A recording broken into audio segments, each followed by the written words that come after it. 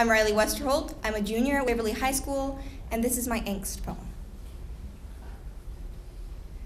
When you first heard the words, angst poem, I really hope you did not have great expectations. And if you did, let me crush them now.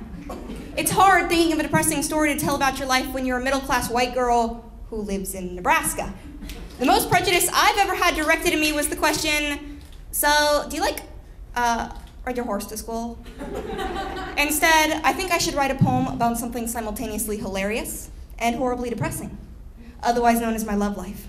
I like to think I don't get asked out because the people at my school are so intimidated by my massive intellect, my grandiose vocabulary, but then I remember that I'm failing pre-calculus, so I know that's not true.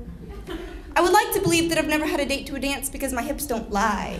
But then I remembered that they are also bony, angular, and generally look like they could stab you to death. So I dance in dark corners.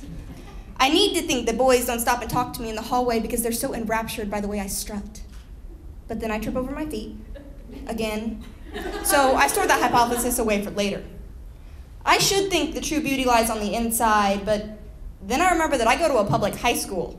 And I am just as shallow as everyone else, so I will continue judging you silently. I could think that the reason I slouch so much is because I'm trying to inadvertently communicate that I'm a vulnerable and shy girl. But then I remember how heavy my backpack is, so I try to stand a little straighter in public.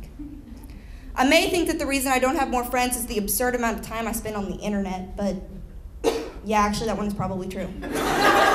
I occasionally think I may be good at sports, but then I remember dance, softball, volleyball, basketball, gymnastics, and how I get winded just running up the 13 stairs in my house. So I think it's probably a good thing I like poetry so much.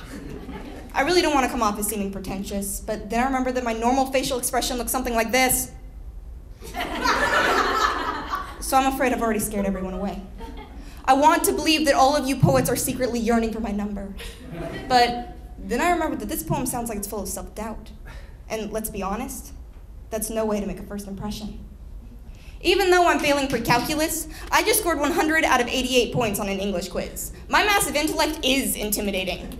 I've never had a date to a dance because I have the moves like Jagger and no one can get over it. Since I'm so clumsy, I'm kind of hoping you will fall for me as hard as I fell for you. Whenever I'm feeling invisible, I like to think of how hot I will be at my high school reunion. How news of my success will have reached everyone and they will regret not thinking about me more. Suddenly I feel a lot better.